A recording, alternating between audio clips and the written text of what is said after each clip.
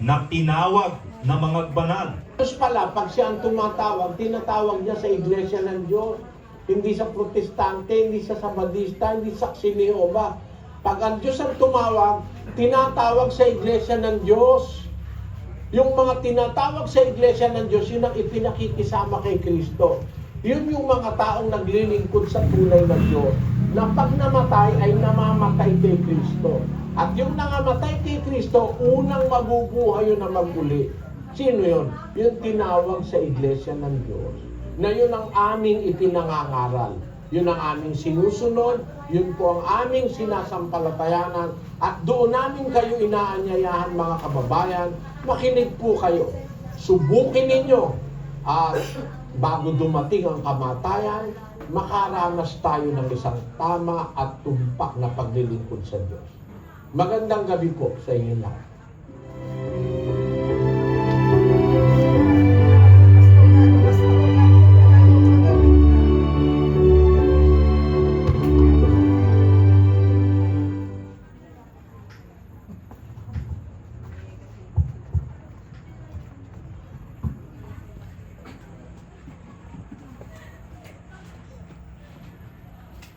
Sumatin po ang kapayapaan ng Diyos sa pagkakataong ito at muli po, magandang gabi po sa ating lahat.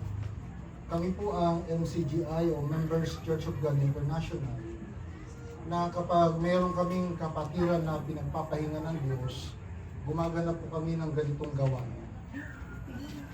Ako po'y hindi na parito para makipag-away. Ano po?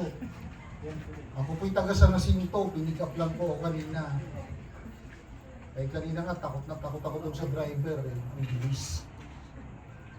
Sabi ni Sisinday, nagpe-text ako, di ka nagre-reply. Nakahawak na yung dalawang kamay ko sa tricycle, pati pa ako. Pinikit ko na lang. Ayun. Kasi po, kagabi galing ako ng Dagupan, ang namatay po doon, nasagasaan po ng 5-star po yata. Ako, napanood ko kanina, 5-star po. Nung nakaraan naman, Kalasyaw. Naturog po yung tao, nasagasaan po ng 10-wheeler, nahulog po sa motor. Kaya sabi ko, huwag niyo akong susunduin ng motor, tricycle. Gusto ko pang mabuhay. Kaya lang, ang bilis naman ng driver. Yan. Ganito po, narito po tayo dahil meron pong namayapa, nagpahinga.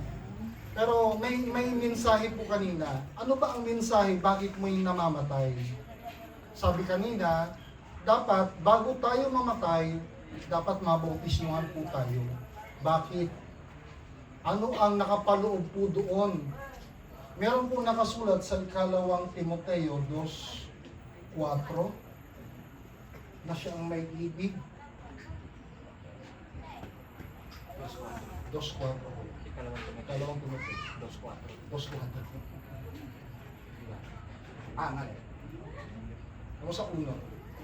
Ang nakasulat po doon na siya ang may ibig na ang lahat ng mga tao'y maligtas at makaalam ng katotohanan. Gusto kasi ng Diyos, lahat tayo ng mga tao maligtas. Kaya lang ang isang requirement, dapat mabautismuhan tayo. Pero siyempre, tayo po bilang isang mananampalataya, bawat isa sa atin may paniniwala, may relihiyon na kinabibilangan. Ang po pwede natin masabi, brother, nabautismuhan na po ako. Ayun, yun ang magiging sagot natin. Pero kapag tinanong po ba natin ang Diyos, saan ba dapat tayo mabautismuhan? O sino ba ang dapat bautismuhan? Gawa 2:38, ito po ang nakasulat.